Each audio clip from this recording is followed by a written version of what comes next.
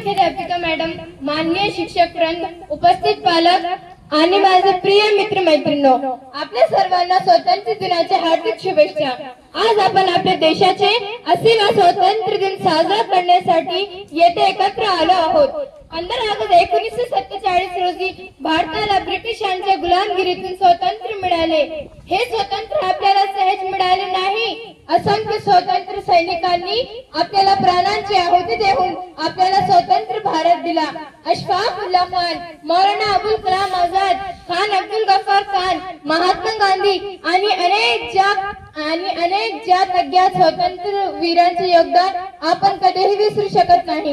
आज आपल्या देशाने शिक्षण, विज्ञान, तंत्रज्ञान, शेती, उद्योग, संरक्षण आणि अंतराळ संशोधन अशा अनेक क्षेत्रांत उल्लेखनीय प्रगती केली आहे।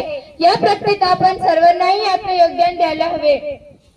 विद्यार्थी म्हणून आपले कर्तव्य म्हणजे प्रामाणिकपणे शिक्षण घेणे, शिस्त पाळणे, पर्यावरणाचे संरक्षण करणे, देशाचे कायद्यांचा आदर करणे आणि भारताला अधिक सक्षम व विकसित राष्ट्र बनवण्यासाठी प्रयत्न करणे। चला या पवित्र दिवशी आपण सर्वजण एक संकल्प करूया की देशाची एकता, अखंडता आणि संविधानाचे सन्मान राखत एक आदर्श नागरिक बनू। जय हिंद, जय भारत, धन्यवाद।